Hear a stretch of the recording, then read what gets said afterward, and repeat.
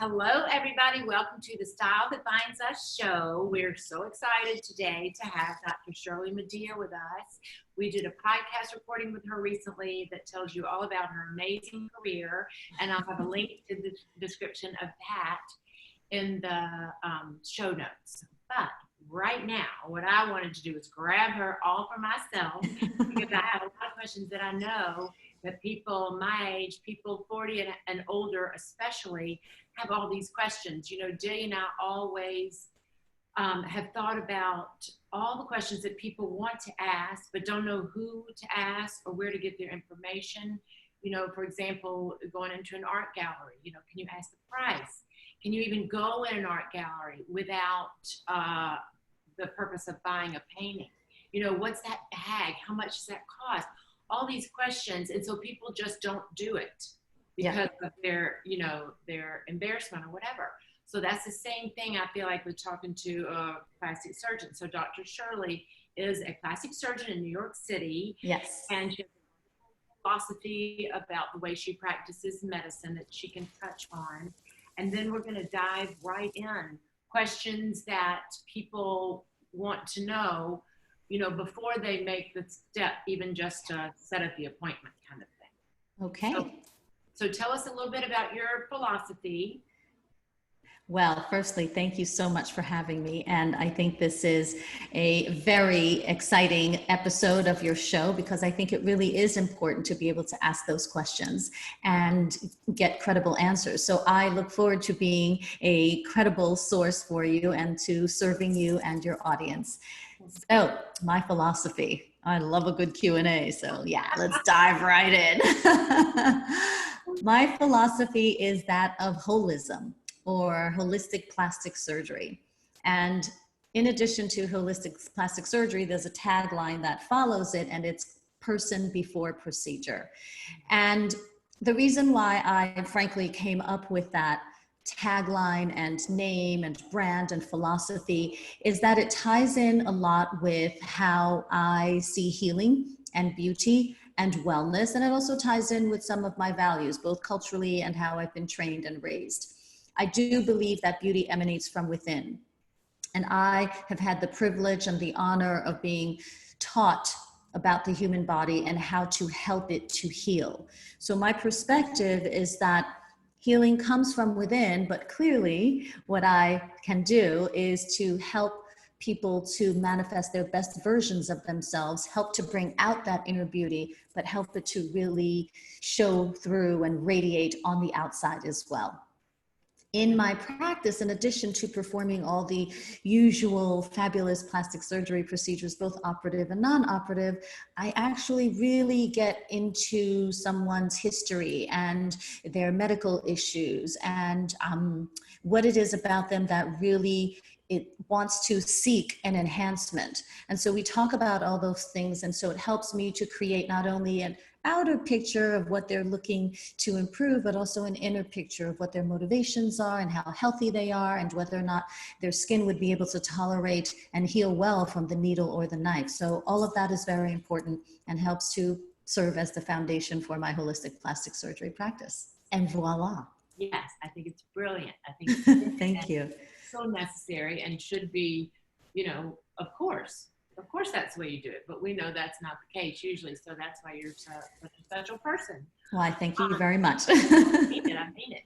So one thing I've wondered about, well, Delia maybe asked me, because she's, you know, she's 28. She doesn't know much about any of this stuff yet. She said, well, how do people even know when to stop using the Botox and the fillers, you know, when it's time to go on and go to the next phase, get under the knife? Yes. Well, that really, frankly, depends on someone's individual beauty quotient or their beauty philosophy. If you've grown up in a family where they like to age gracefully, being completely untouched and natural, and you're comfortable with that, and that makes you happy and you have no hangups about that, then maybe you don't need to look into Botox or the fillers.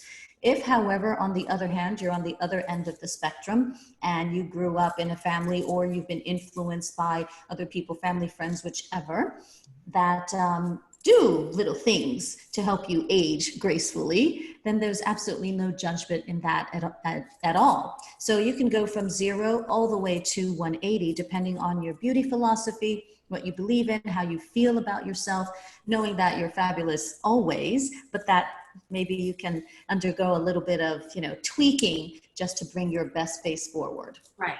I think that's great because, my mother, she definitely was the person who wanted to age gracefully and, looked up to Katharine Hepburn, especially, and people like that, which is great. But she has also said, but Alison, if we had these small procedures, we all would have done that too. It was getting a facelift was so dramatic, and what if that changed us and in some irreparable way or whatever. But so that's something to think about when you think my mother never did any of this. Well, she may have very well. It wasn't there for her to do. That's right. That's absolutely right. And there's no judgment in any of that. And certainly, thank goodness, these days with plastic surgery, you can age gracefully with a little bit of help from your friends. Right. So that's when I think we should just dig into these questions. So what I wanted to do for each of these areas is how much they cost. Yes. Generally, it doesn't mean what you charge, but what you can expect. How long is the procedure? How long is the recovery? And does it hurt? So let's start at the top. We can, the face is one thing, and we can assess that differently, but let's start with the neck. What do people do? Do you have people come in that don't like their neck? Yes, there are so many. In general, there are lots of things that we can do for every part of the body. That's beautiful. A woman needs options, and I think that's fantastic. So for just about every part of the body, there are operative and non-operative, or surgical and non-surgical options. Okay. So for people who don't like their neck, it depends on what they don't like. Is there a lot of fat underneath the neck? Is it just sagging skin? Is it a very thin neck, but you can see the muscles and sort of the banding? So it depends on the issue. And for each one of those issues, there are potential solutions. For example, for the muscle, so you don't get that banding in the neck. Right. But for people who want a longer lasting results, who don't necessarily want to come in every 4 to 6 months for repetitive Botox injections, then certainly there's a neck lift, and that's a surgical procedure. For the surgical procedure, there is obviously downtime. For the injectable procedure, there's less of a downtime, right? There is always, with any kind of penetration into the skin, any kind of incision or injection into the skin, there is always some level of response by the body. Whether it's large or small or minimum or overt, frankly, depends on not only the injection technique and what is being injected and how much is being injected, but also the patient's state of health. Right? If someone has a body that's full of inflammation, perhaps they just don't know it and it's not manifesting in the form of, pain someplace, then that inflammation will definitely show up when you add more inflammation to it, even if that additional inflammation is for the purposes of enhancement and is healthy and is sterile and is all good. Right. So the body will respond in some way. Okay. So generally speaking, downtime for injectables, maybe 48 to 72 hours, right?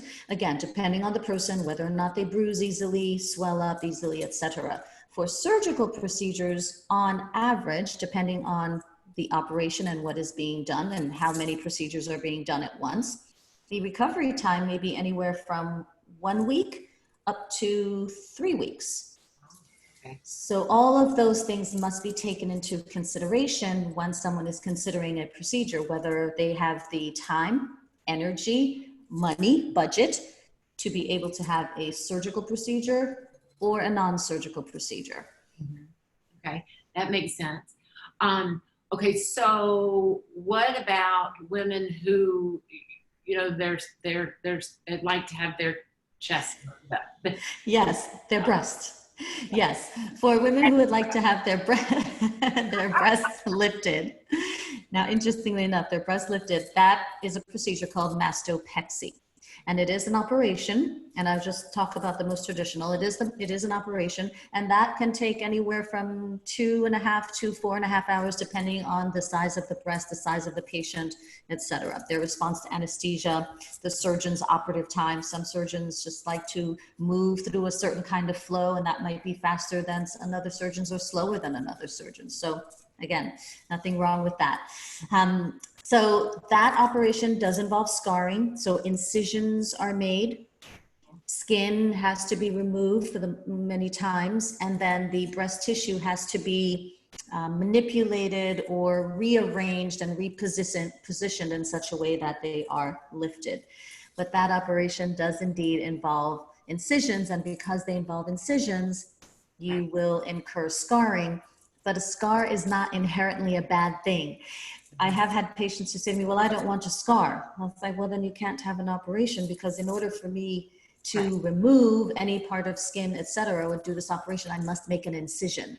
And when we make an incision, your body has to heal that. And the incisions may heal beautifully and may not even be obvious, months to years later, but still there is a scar there. Well, and usually, if you're someone my age, you're probably going to be sort of covered up in that area anyway, Not necessarily, Miss Allison, not necessarily. That's true. That's funny. Okay, so that's that. And then pain, getting over that, there's going to be, 48 hours or something around there, or a little more, that where you really are in pain. So for sure, there will be some discomfort, but thanks to the innovations and research of Big Pharma, we have medications that will obviously help with the pain. I am an advocate of combining traditional analgesics, anesthetics, etc., pain medications with homeopathic medicines. So for me, in my experience, in my practice, I combine the two so that there isn't too much of a dependence on the opioids and the analgesics, because I'm able to combine both the homeopathy, or the naturally occurring medicines, with the pharmaceutical medicines to help transition off of those opioids. And that I have found has been very, very helpful. That's amazing. That's so great. That is. But for sure, there is definitely discomfort. And depending on the operation, there is more pain or discomfort than others. With a breast lift or breast reduction, I wouldn't exactly call it painful, but for sure there's discomfort. With a tummy tuck, however, because we're pulling those muscles in and creating that sort of, corset shape, yeah, that hurts. Oh no, well, let's get to that right now. I remember the other day you said something about a mini tummy tuck too, or something? Yes. So the first thing is cool sculpting, and so many people say that was a lot of money, and I couldn't really tell much of a difference, and I had to wait 3 months. Yes. So it's not ideal, but it does help a little bit, right? Yes. So it does help a little bit, and devices versus surgery, clearly there are big differences. There are advantages and disadvantages of each. If someone is looking for, a mild to maybe, I'll be generous, to moderate change, then perhaps cool sculpting may be helpful for them. Cool sculpting doesn't necessarily address all of the issues. If there's excess fat and sagging skin, cool sculpting may not be the ideal therapeutic option, whereas the tummy tuck will address extra skin and extra or excess fat. However, there's the time, the expense, the money, the pain, etc. So in terms of a mini tummy tuck versus a full tummy tuck, or mini abdominoplasty versus a full abdominoplasty, frankly, the major differences are that with the mini tummy tuck, the incision is smaller. So imagine, a short smile line in the lower part of the belly or above the pubic area, short smile line. And the other major difference is that when we do the operation, there's something called undermining, which is not the same undermining in general terms, but basically it means we're creating a dissection plane, and where we want to free up tissue so that we can pull it down to create the place where we're going to remove the excess. In a mini tummy tuck, we're only going up to the level of the belly button, whereas in a full tummy tuck, we're going all the way up to the level of the lower ribs. So imagine if if I have more laxity, right? If I have more ability to pull the skin and tissues down because I've gone all the way up to the ribs to free up the tissues, I can pull more. Mhm. Whereas in a mini abdominoplasty or a mini tummy tuck, if I'm only going up to the level of the belly button, I don't really have as much pull to be able to pull that much down. And therefore, not everybody is a candidate for a mini tummy tuck. Sometimes you got to go the full Monty. Right. Yeah, it makes sense. It's kind of like, and also if you're going, some people have, some people have been getting like a lower facelift. And another doctor said to me, well, what's the point of that? If you're going to do it, you might as well do the whole thing because you have to go through it twice. But we can talk about that in a little while. But okay, so that's the tummy. Yeah. And then getting down to the thighs and the derriere. Yes. You talked a little bit about something new that might be coming our way to help with cellulite. Very interesting. So in terms of operations, there is a thigh lift, there's a lower body lift. Oh yeah, lower body lift. And those those operations tend to address mostly sagging skin with some level of, fat. Yeah. And for skin that is not tremendously saggy, but there are pockets of fat, then there's liposuction for that. And for skin that is not saggy and for pockets of fat that are sort of gone flat, then there's always augmentation or adding fat or adding some kind of filler. But in terms of the texture or the appearance of the skin, then the FDA just approved a new medication for the management of cellulite. Now, cellulite is an interesting conundrum because it isn't just caused by one thing. And frankly, there's still a little bit of nebulousness around what exactly causes, the condition. It's not really a condition. It's just this thing, right? It isn't a disease, even though many women consider it as such. But there are genetic factors, there are epigenetic factors, meaning lifestyle issues. There's skin issues, there's a fat issue, there's ligamentous issues where the ligaments and that hold sort of the skin together and weave in between the fat. There's water issues, lymphatic issues. So one medication that may address one or two things will not absolutely cure, if you want to use that word, or resolve cellulite. However, I do think that it is an important addition to the arsenal. In addition to all the things that, we need to do to improve the appearance, I'm very excited to see what this new drug will do. Well, when you do a thigh lift or whatever you said, yeah, does that just tuck your skin up? And how in the world do you do that? Well, it depends. Is it an inner thigh lift or an outer thigh lift? If it's an inner thigh lift, yeah, you make the incisions in the groins and you pull up those inner thighs. You know how the inner thigh skin is very soft and thin? Mm-hmm. So you can actually pull that up and bring the incision into the groin or to the bikini area where, depending on what you wear, you may not even see those incisions. And that does provide a little bit of a lifting on the inner thighs. It's incredible, isn't it? It's incredible. So I know, so much we can do. So that would be for people, it sounds like maybe that have like more gravity issues than maybe fat issues, maybe. Yes. I mean, with surgery, you can take care of both, but yes, it tends to be more of a skin gravity issue than a fat issue. Because again, if the skin is nice and taut and elastic, but there just happens to be, an excess amount of fat there, you can make a minimal incision the size of half of a thumbnail, and you can remove some of that fat surgically with liposuction. Absolutely. And when you get something like that, lower body lift or whatever. Yeah. It seems like that would take months to Yeah, the lower body lift is pretty high maintenance and it's dramatic. It creates dramatic results. But yes, that typically involves an incision that I call around the world. So it goes around your whole torso to be able to lift up the entire lower body. And I've performed that operation primarily in people who have lost massive amounts of weight, 80, 100 plus pounds, and they lose all that fat, but all the skin is sagging. And and the best option, frankly, in terms of improving their appearance is to remove that excess skin. Right.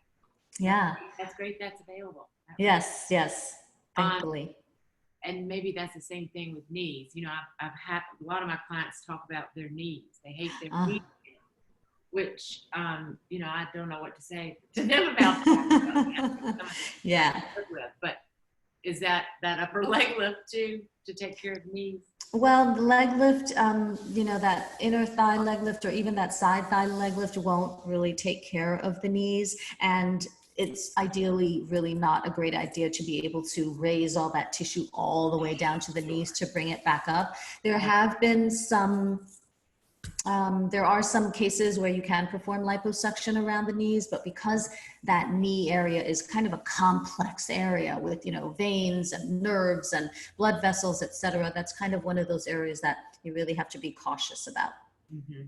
And many times the appearance of the knees may look better or worse depending on what's happening above. So maybe not focusing on the knees, but maybe just looking at the thighs and seeing what's going on there. Yeah, that's a great idea. That's a very good idea. And I think too, sometimes when you're looking down at something, it looks worse than when people are Yes, exactly. And you mentioned earlier costs. Oh, yes. Now, costs or fees, right? Because there are costs and then there are fees, right? So the fees will vary, obviously, regionally.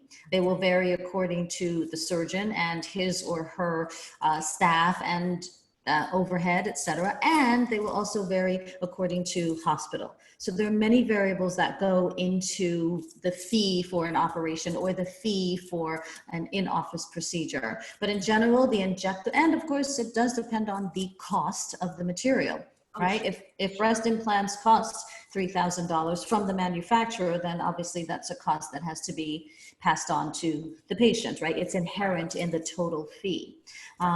Same with the injectables. If we have to purchase the injectables for $1, I wish, but not, right? Then that's something that gets pulled into the overall fee. So generally speaking, depending on all of those variables, injectables can cost anywhere from $500 up to $1,000 per, vial of Botox, per syringe of filler. And again, it depends on the type of filler.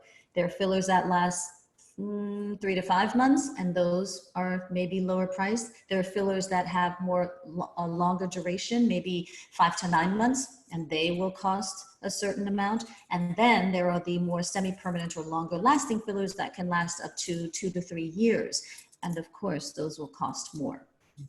In terms of operations, in general, I won't list the prices of each operation, but in general, there are a few things to consider. Number one is the surgeon's fee.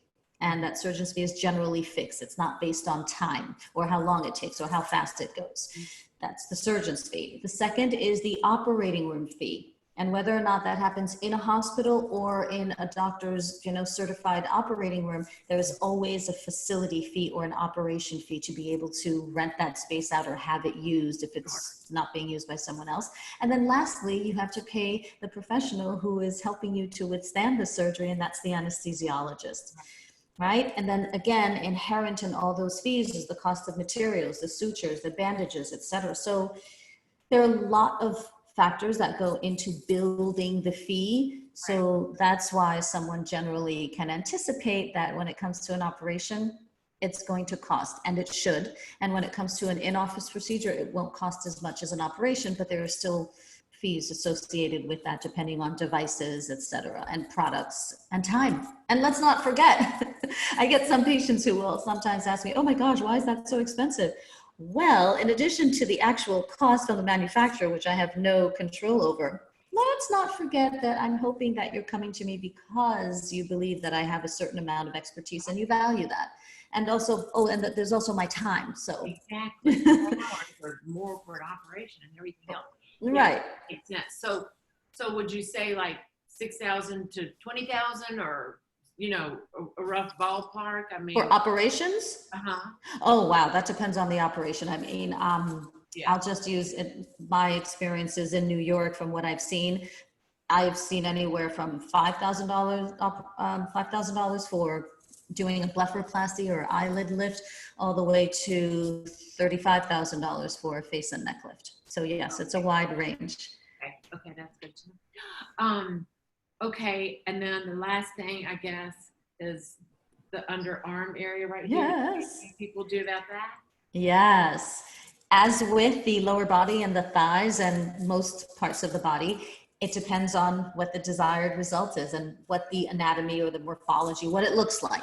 Right. So if it's mostly fat with some good skin elasticity, then maybe liposuction would be a reasonable option. But if there's skin laxity or sagging skin and really not too much excess fat, then maybe someone can consider an arm lift. Oh, wow. Yeah, and that incision may be made in the armpit and hidden within the armpit as well. And similar concept in terms of technique, right? You undermine or raise that amount of skin in the upper arm and then just pull it, right? Or you can make a different kind of incision and then just rub it. Wow. Fascinating. I'm sure we're all like, okay, sign me up for that. Okay, so that's the body. And then let's talk about like eyes and face. And yes, so many options for the face. You can transform a face, and not necessarily to look like someone else or to look totally different, but you can really enhance a face non-surgically with injectables such as the neuromodulators, Botox, Xeomin, Dysport, etc., or the fillers, whether or not that filler comes off of a shelf or you use your own fat to be able to fill. As we age, a number of things happen. We may get some bony resorption, so the bones kind of get a little thinner and flatter. We definitely lose skin elasticity, so our skin tends to sag. Believe it or not, we lose fat. I wish I could lose it, in my body and not lose it in my face, but it doesn't seem to work that way sometimes. So we lose fat in our faces. And then things tend to look drawn because of all of those factors. Things tend to get pulled down, the muscles tend to sort of sag, etc. So for each one of those factors, there's an option. And when you combine those options to create a more harmonious look, then I think you can get fabulous results non-surgically. Now, there is a limit. If there is a lot of skin sagging or a loss of skin elasticity and the skin just doesn't recoil or bounce back, meaning you pinch your skin, you pull it out and it stays pulled out, then injectables maybe are not the best solution. That's where I would suggest or recommend to someone to look into a facelift, which is an operation. And they don't have to be dramatic. There are different levels of facelifts that can be performed. A skin only, skin and muscle, or skin, muscle, and all the way down to bone. And that one definitely tends to be the most dramatic. But again, there are different levels of facelifts that can be performed. Ideally in combination with the neck. You want a nice harmonious whole picture and not just this looking fabulous, but what happened to the neck, right? So there are different options that can be performed, again, surgically, non-surgically, and even a combination of both. I have had, because neither avenue addresses everything. Right. There are times when I perform a facelift and everything looks fantastic, but then years down the line, you notice that there's some volume loss, and that isn't something that surgery can necessarily improve. You can transfer fat at the time of surgery, but if not, then you'll have to keep doing fillers just to get that volume or to maintain it. And that makes sense. And that's really important for people to listen to about the neck, because sometimes I feel like you're looking at your face and you're thinking, I really look old, but my face is, I don't feel like it's my face, but you never even consider the fact that it's actually, even you looking at it, is the brain is telling you there's something. That's right. You feel old and it's your neck, so that is something. And we also know we're supposed to be putting all the lotions that we put on our face and all of that stuff, except for, is retinol too strong for your neck? No, I mean, in the typical doses that are prescribed, I actually use my retinol also on the sides of my neck. I do, and onto my décolletage. So I don't use it every night, and I know some dermatologists recommend that. But I guess as a plastic surgeon, I just kind of do my own thing and I don't use it every night. But yes, I do extend it onto my neck, and no, as long as it's used appropriately and not overused, then it should be fine. And then, so as far as a facelift goes, yes, neck, you know, all of these things you've seen and heard these stories, not stories where they didn't like the results, but Yeah. that, if I'd known how bad this was going to hurt, I wouldn't have done it. But then, you know, 4 months later, they're so happy they did it or whatever. But Yes. how much downtime with, you know, not the most dramatic, but the one you do most of, maybe. Yeah. Right? So on average, downtime for a facelift is probably a week. Oh, wow. That's all? Yeah. But I say that with a caveat. Yeah. A week before you can go out and, you know, and go to the supermarket or go shopping or whatever. But still, it's important to give your body that time to heal and know anywhere on the body, any incision, any operation, it takes 6 to 8 weeks for the body to begin to form collagen. And collagen is almost like the glue of an incision. It's what gives the wound or the incision or the scar, if you will, strength. And without that collagen, then things are very vulnerable and very fragile and can still open or fall apart, God forbid, right? So even though most of your swelling and your bruising, most of it may be gone by 1 week and you feel comfortable, maybe, you know, visiting a friend or going to the supermarket or going shopping, whatever the case may be, it's very important for patients who have undergone any surgery to know that really things are still in a precarious state for at least 6 to 8 weeks. And that's just the beginning of collagen formation. I also tell my patients that it will take up to 1 to 2 full years before the scars are fully matured. So when I do a facelift and my patients are feeling like they look fabulous at 3 weeks or 6 weeks or 9 weeks, I tell them, don't take any pictures of yourself yet until at least 6 months. Wow. Because things will continue to change.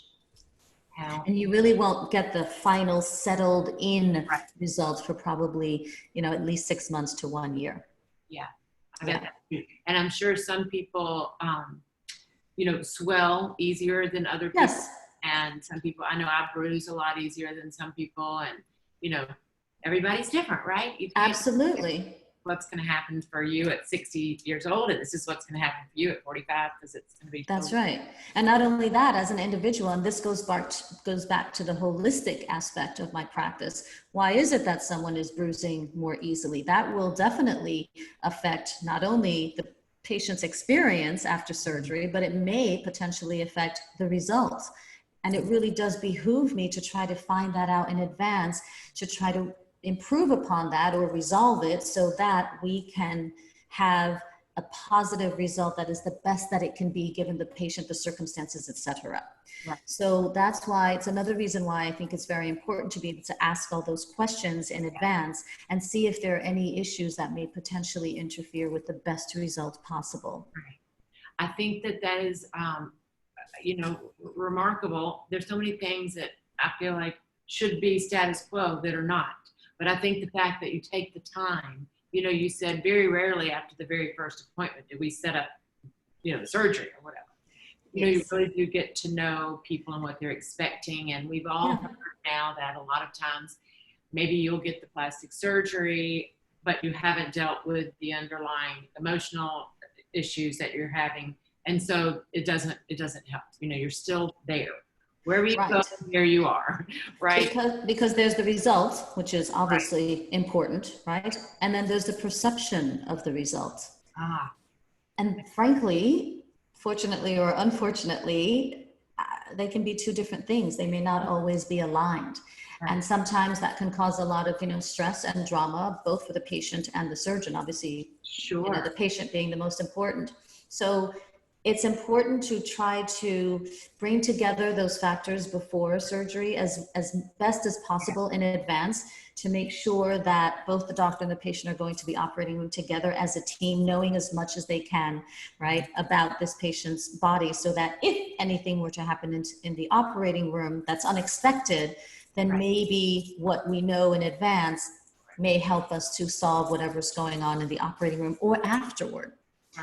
I remember very early in my career operating on a woman who I think maybe I was exchanging breast implants. She had had them done previously, but maybe wanted a smaller or bigger size. I don't remember the details exactly. This was many years ago, but I will never forget the operating room experience.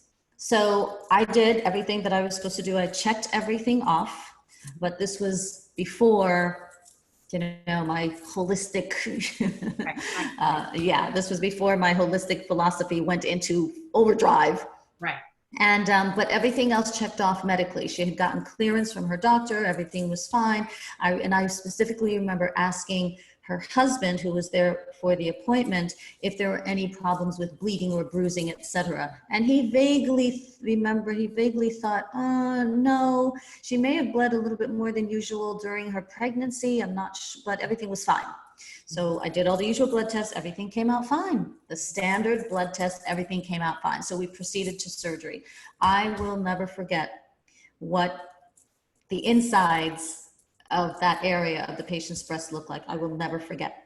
Hard to describe here because I'd have to use a lot of sort of medical terms, but suffice it to say that I walked away thinking that tissue looked angry. Oh, wow. And I'll never forget that. That's all it could come to mind. That tissue looked angry. And she did fine. She did absolutely fine, except for the fact she was bruised and swollen for a longer period of time.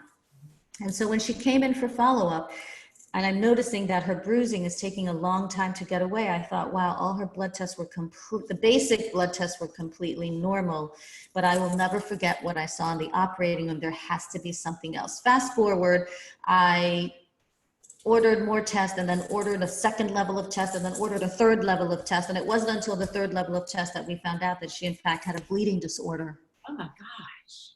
So here I am, the plastic surgeon, diagnosing this woman, wow, you know, because of what I saw in the operating room with a bleeding disorder. Wow. And that could have been really dramatic.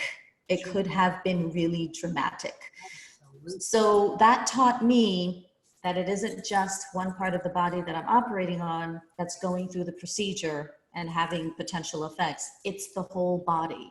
And therefore it behooves me, and I know most plastic surgeons, maybe all plastic surgeons, do their due diligence and ask about medical history and complications and, you know, medications, it's drug allergies. We all do that because that's the standard. But I think the experiences that I had in my early career taught me that I just have to keep digging deeper until I feel personally and professionally comfortable enough that if something were to happen, I can at least have some idea as to why, and then I can help to fix that. Right. Yeah. Definitely. Yeah. Ah, that's a lot. That's a lot. Yeah, I know. Just telling the story, just hearing it, right? Just like, I know you're like, oh, but I know that having to go through that experience, you know, really helped your life as a surgeon. I know, yes, you know, having to go through that and realizing, well, thank goodness things could have happened. Yeah, but surgery is serious. Right, and it's like you didn't do anything that any other. You did everything right. That's so I thought, right, yeah. Just now, you know, you're going to be even more so than maybe, you know, other people, making sure you understand exactly what's going on with the other person. Okay, now I want to talk real quick about virtual appointments and how you do those kinds of things. Yes. You ever do that, like just a consultation with someone? They get up really close and you say, "They do the same thing." Oh, girl, don't get so close. Oh my goodness. Well, you know, I had for probably the past 10 years, I had always offered sort of online consultations. And that was through my platform called ClickLift as opposed to Facelift. It was click, like click the computer, you know, click-lift.com. So I've had that for many years. It has clicklift.com is a platform where you can upload photos, you can upload videos. And after a brief questionnaire, I look at everything, I review. And if I think that I can be of service, then I respond within 48-ish hours, and I send there's an automatic message that's generated that says, Dr. Madhere has approved of your consultation, and if you'd like to see the answer, click here. So, right, and that I think I charge $100 for that because I really do take a lot of time to personalize and customize the response and the options available. But since the pandemic, that has had to change a little bit. Clicklift.com is still there, but some people were wanting more dynamic, in real time, face-to-face consultations, and therefore I introduced, or sort of modified and reintroduced telemedicine or telehealth. And that, as opposed to doing it anytime, on time, in your time, like clicklift.com, that is more scheduled. Sure. Yeah. And it's true that sometimes you're looking at people, and there is an advantage to looking at people in real time and getting the consultation right then and there.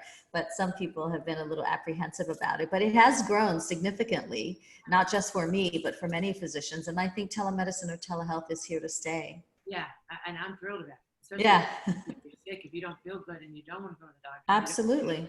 Yeah, absolutely. I do think it's a little different for plastic surgeons. I mean, frankly, if you're going to have a consultation and, you know, what are you going to say to someone? Oh yeah, when this pandemic is over and when things are better, you really ought to come in because those crow's feet are like serious. Right. I think that like, and maybe I'm wrong about this, but you know, when you watch somebody when they're talking and when their eyebrows are going up and when they're smiling and laughing, you can't get that so perfectly in a photograph. That's right. That's right. And that's another way that clicklift.com is different, because I will ask people to upload their photos in different views with animation and without. But yes, there is definitely an advantage to the telemedicine or telehealth because I can see it in real time. And the same way that as I'm doing injections or before I'm doing injections, I will ask people to animate, raise your brows, squint, smile, let me see how the muscles are moving. Then you can also get a sense of that with telemedicine for sure. Yeah, that's great. And I feel like, you know, since this COVID, you know, it seems like it's going to be around at least maybe, well, forever, but hopefully by the beginning of the year, we'll have some sort of, you know, shot or something. Yeah, better understanding, better management. I'm personally, as a physician, frustrated that we just don't really have a real consensus yet about how this bugger is messing with us. Right. But because of that, you know, even I think at the beginning, people thought when the restrictions were lifted slowly, that meant immediately you can go back to your normal life. Yeah. What we're learning is it's really great to stay home when you don't, unless you have to go out, and if you go out, you know, for a short period of time. But what I was thinking was it's a perfect time to do something like have a virtual consultation with Yes. because you've been thinking about it for years. Do I need one? Is it time? Da da da da da da. And this is the perfect way to. That's the first step. You know. Yes. It costs a couple of $100. I don't know how much it costs to get you and talk over the options and know each other and see if that's good synchronicity or whatever. And then, you know, then they can start planning. Well, this is going to be how much it's going to cost, and this is how much downtime I'm going to need. That's right. It can be in April, or maybe, you know, it's best to do it the following year in January, but go ahead and get the conversation started now. That's right. And get the information. I agree with you 100%. I give in consultation preoperatively, I give my patients a checklist. I have my own checklist. I love a checklist. Yeah. I have my own checklist, and then I give the patients a checklist and what they should be thinking about, what they should be doing 1 week before surgery, 1 month before surgery, 6 months before surgery. So yeah, so I like to make sure that we're all in the same space or on the same page. And when all those things get checked off, then at least in my mind, I know I've done as much as I could and everything that I can do to help to bring about the best result possible. And then the patient always also feels that way as well. Absolutely. That's so great. It's not, I think I want this. You go in, you get it set up, and, you know, then you're on the way to the hospital going, what am I doing? What am I doing? I didn't even get through. So yeah. Okay, the last questions will be, and you can just tell me, I know you told us before, but like your top 3, the most common procedures that you do or that people are looking for. Okay. The top non-surgical procedures that I perform are Botox injections or neuromodulators. Secondly would be the fillers. And then third would probably be some type of therapy for either the hair, and it used to be a cellulite a lot, but I've sort of cut back on that in anticipation of this new medication. So I'd probably say it's Botox type injections, number 1, filler type injections, number 2, and the third would be a manifestation of Vital Glow or these vitamin infusion therapies. And I do them not only for the face and neck, but I also do them to stimulate hair growth. So I do a lot of that. Okay, I didn't even think about that. So your hair is fabulous. You have a beautiful head of hair. Well, no, I know people, you know, that's something that's going to start happening. So there are options for that too. Yes, there are. So hair loss, many reasons why we experience hair loss, from vitamin deficiencies to stress to hormones. There's a lot going on. So for sure, there needs to be a very thorough evaluation. But once we have the information from the evaluation, then one of the possible therapies can be not only medications, vitamin supplementation, obviously, but also there are some injection therapies that may be helpful. And one of them is PRP, or platelet-rich plasma, which you draw your blood, you spin it down, you take the fibroblasts, the stem cells, the plasma, the platelets, etc., and you can add or not add vitamin D to that and some vitamins and inject into the scalp. Now, it takes months to a year to actually see hair growth, because each hair is in a different one of 3 different phases, basic, hair physiology. So that is a great option, actually. I enjoyed doing that as well. And that's non-surgical. Surgically, some of my favorites are nose reshaping or rhinoplasty, breast lift surgery, and tummy tucks. Oh wait, but then facelifts also. I love so many of them. I was saying earlier that surgery is serious. It is a very serious space, and it is a space that is sacred and sacrosanct. Right. But for me, it's also a very peaceful place. I enjoy being in the operating room. I think there's a very special, connection and relationship between obviously the patient and the surgeon, but also maybe unspoken, and many times unspoken, between the circulators and the people handing instruments and the anesthesiologist. It's a beautiful dance when it works well, and it's just another level of connectivity that I think is really special. Mm-hmm. That's wonderful. And I also feel like a good surgeon is an artist, basically. Yes. We like to hope so. I like to hope so. This has been so fabulous. I've kept you so long, but not at all. It's been a pleasure. It's only been a few minutes. Yeah, exactly. We have a lot more to cover, I'm sure, so we might have you back on. But absolutely. I'd be honored. So much, Shirley. It's been just very, very interesting, and we both, Jay and I both think you're just fabulous. Thank you so very much. I am honored to have been a guest. And now you're going to have a new segment on your show, not only about the style that binds us, but the beauty that binds us. That's exactly right. And also, I know I'm addressing a lot of things that, people at my age and, a little younger and a little older that are going through. And I think that's going to be a nice vertical for us too. So thank everybody so much for joining us today on the Style That Binds Us show. We'll see you next time. Bye-bye. Bye. Thank you.